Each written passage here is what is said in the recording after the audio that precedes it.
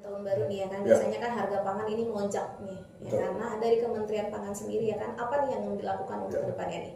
Jadi kan ini adalah Kementerian Koordinator Bidang Pangan. Ya. Jadi sesuai dengan namanya, berarti fungsi utama dari kementerian ini adalah melakukan koordinasi. Ya. Kita bukan merupakan executing agency atau kementerian yang melakukan eksekusi terhadap kebijakan. Ya. Tapi otoritas kami adalah melakukan koordinasi. Tentu saja sebagai kementerian koordinasi yang untuk mengurusi pangan, untuk mengantisipasi liburan Natal tahun baru ini, ya memang sering kali terjadi melonjaknya harga karena demand itu naik. Tentu kita melakukan koordinasi agar pastikan bahwa kuncinya adalah untuk memastikan harga stabil adalah stockpile, persediaan dari berbagai komoditas kunci itu seperti beras, seperti gula, garam dan sebagainya itu cukup ya, sehingga harganya bisa stabil dan tidak ada lonjakan secara drastis. Jadi kita berkoordinasi dengan kementerian-kementerian yang ada di bawah koordinasi kami, yaitu Kementerian Pertanian, Kementerian Kelautan Perikanan, Kementerian Lingkungan Hidup, Kementerian Kehutanan, dan juga ada dua badan, Badan Gizi Nasional dan Badan Pangan Nasional. Jadi kami sudah selama belum sampai sebulan ini kami bekerja dan Menko kami ditunjuk, ya, Pak Zulkifli Hasan ditunjuk oleh Presiden Prabowo untuk menjabat Menko. Kami sudah aktif melakukan koordinasi dengan Bulog walaupun tidak di bawah koordinasi kami, karena itu berhubungan erat dengan pangan, soal distribusi beras. Kami sudah berapa kali melakukan pertemuan dengan Bulog, melakukan pertemuan juga dengan Bappenas untuk memastikan ya soal data itu valid, kita mencocokkan data ya kan, karena Bappenas itu tugasnya adalah memastikan bahwa data itu valid dan cukup, sehingga misalnya soal kesediaan beras ya, suplai beras dan cadangan beras itu datanya ada di Bappenas. Kami juga berkoordinasi juga sudah beberapa kali melakukan pertemuan dengan Kementerian Pertanian untuk mengantisipasi mengenai situasi persediaan beras dan juga konsumsi produksi beras untuk tahun depan dan sebagainya. Gitu. Berarti lebih ke 9 bahan pokok ya Pak? Iya, betul. Ya. Dan juga bisa kami juga berkoordinasi dengan Kementerian Perdagangan yang walaupun tidak di bawah koordinasi kami untuk memastikan bahwa supply chain ya, kalau untuk memastikan bahwa harga itu stabil kan juga bukan hanya dari stockpile, dari segi cadangan itu juga terjamin dengan cukup, tapi juga supply chain-nya itu ya, distribusi dari komoditas itu dari hulu sampai hilir, sampai ke pasar-pasar, sampai ke tangan consumer itu semuanya berjalan secara mulus, tidak ada hambatan, tidak ada disruption, disrupsi. bisa dibilang sebagai fungsinya mengawasi dan mengkontrol gitu bisa dibilang. Ya betul, kita melakukan supervisi, kita melakukan monitoring dan melakukan controlling dan coordinating gitu kan ya, juga sangat penting gitu. Ya. Tapi sejauh ini Pak seperti apa nih ya Pak ya untuk maksudnya untuk harganya sendiri Harganya ya kan? stabil. Apakah stabil atau seperti apa? nih? So far sih masih kita lihat masih stabil ya, masih stabil, dan cadangan beras kita juga cukup ya, jadi tidak ada kekhawatiran bahwa harga-harga barang pokok itu akan melonjak secara drastis gitu. Jadi kami terus aktif melakukan monitoring.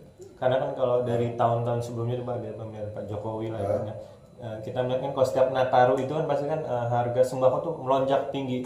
Ini kayak seperti maaf ya Pak, ada oknum atau mafia tengkulak atau apapun sebutannya. Ya kami juga berkoordinasi dengan pihak kepolisian ya, untuk dan itu yang tadi saya katakan tadi soal supply chain itu kan tidak ada pihak-pihak yang bertanggung jawab, yang tidak bertanggung jawab melakukan manipulasi gitu ya untuk mengambil keuntungan sesaat gitu. Kita pastikan juga itu koordinasi dengan pihak kepolisian. Seperti yang kita tonton kan harga minyak sayur kan melonjak tinggi, Ya, dan itu beras juga kadang-kadang naik juga itu seperti itu Pak. Ya. Bisa dikontrol. Ya kita belajar juga pengalaman masa lalu ya, sehingga di pemerintahan baru ini kita ingin betul memastikan bahwa ini baru mulai, jangan sampai terjadi lonjakan harga secara signifikan, terjadi instabilitas soal harga gitu kan. Ya. Sehingga baru pemerintahan dimulai kemudian sudah ada peristiwa seperti ini. Kita tidak ingin. Kita belajar, kita memastikan bahwa liburan Natal tahun baru ini harga-harga kita usahakan, kita betul-betul ingin pastikan bahwa stabil semuanya. Ya. Pak, ini kan kadang-kadang kan memang kan stabil nih, tapi ada oknum-oknum yang jahat nih, ya kan? Banyak banget nih kadang-kadang nih ada oknum yang jahat itu akhirnya melonjakkan harga gitu ya. Karena kalau misalnya terjadi seperti ini, apa nih Pak solusinya? Ya kita kerjasama dengan Kementerian Perdagangan untuk melakukan monitoring ya, dan Kementerian Perdagangan juga bisa melakukan operasi pasar. Jadi itu kita dorong juga. Gitu, ya. Walaupun Kementerian Perdagangan bukan di bawah koordinasi kami, tapi kami punya tanggung jawab juga untuk memastikan bahwa harga pangan ini stabil ya, sehingga kontribusi dari Kementerian Perdagangan untuk memastikan bahwa harga stabil itu kan sangat besar ya kan, dan mereka kan bertugas untuk memanage perdagangan di Indonesia gitu ya, sehingga Kementerian Perdagangan bisa melakukan operasi pasar, dan itu akan kami dorong terus gitu. Suatu option yang bisa dilakukan nanti. Berarti saling bekerja sama ya Pak Ya, antara betul. perdagangan sendiri gitu ya, untuk betul. memonitoring ini. Ya betul. Pak, terkait stok beras, impor beras gimana nih Pak penjelasannya Pak untuk tahun ini? Memang ada dari data yang kami dapatkan dari Bappenas, antara produksi lokal kita beras dengan konsumsi memang ada perbedaan sedikit ya. Konsumsi memang lebih sedikit di atas produksi lokal. Dan memang untuk tahun ini kita sudah memutuskan, Indonesia sudah memutuskan akan mengimpor 2,9 juta ton beras ya, untuk memastikan bahwa stok pal itu aman. Nah, kemungkinan kita mungkin kalau memang diperlukan kita melakukan impor, tapi itu karena 2,9 juta ton itu kuota itu belum 100% diimpor ya, belum 100% dihabiskan. Kalau memang diperlukan nanti kita akan impor, tapi bukan untuk keputusan untuk impor baru ya, tapi sudah memang keputusan dari awal tahun ini untuk melakukan impor segitu. Nah nanti kuotanya itu akan kita habiskan gitu saja. Kalau memang diperlukan, gitu. Ya. Berarti 2,9 itu udah dari per Januari 2024 itu Pak? Koreksi Pak. Apa sih? Total yang harus diimpor 2024.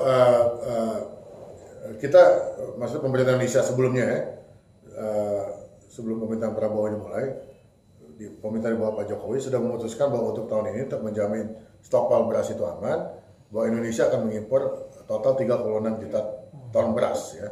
Dan itu sampai bulan November ini ternyata realisasinya itu baru 2,9 juta ton. Jadi masih ada sisa 700 ribu ton. Nah, kalau memang nanti kita perlukan, ya itu mungkin nanti kalau memang diperlukan untuk impor, untuk menjamin supaya stokpal itu aman ya, menjelang Natal tahun baru, kita akan melakukan impor. Tapi memang untuk menghabiskan kuota yang sudah kita putuskan itu, ya sekitar 700 ribu. Jadi bukan kita putuskan akan melakukan impor dengan kuota yang baru. Kalau itu memang nanti dibutuhkan, Kalau enggak gitu. impor. Kalau tidak kita tidak akan impor. Gitu, Berarti ya. yang Jadi dari kita lihat perdata antisipasi, gitu ya, Pak? antisipasi minggu, harganya. Iya. beberapa minggu ke depan ini. Gitu. Juga dengan situasi pasar, apakah harga ada lonjakan yang tajam ya, sehingga menjustify bahwa kita harus melakukan impor. Gitu. Tapi bahwa kita terus bekerja keras agar memang pemerintah kita ini termasuk, ya, terutama yang ada di sini Kementerian Koordinator Pangan untuk memastikan bahwa harga-harga stabil, dan kunci itu ada di stokpal yang aman ya, yang cukup, dan juga distribusi. Ya. Distribusi itu berkaitan dengan supply chain. Supply chain kita pastikan bahwa itu berlangsung secara smooth, ya, tidak ada disrupsi, tidak ada gangguan yang berarti. Itu bisa kita lakukan dengan bekerja sama dengan pihak kepolisian ya, untuk memastikan bahwa tidak ada pihak-pihak yang tidak bertanggung jawab memanfaatkan situasi, melakukan manipulasi, melakukan penimbunan misalnya kan, untuk mengambil keuntungan cepat sesaat. Juga dengan bekerja sama dengan Kementerian Perdagangan, kalau dibutuhkan memang adanya operasi pasar.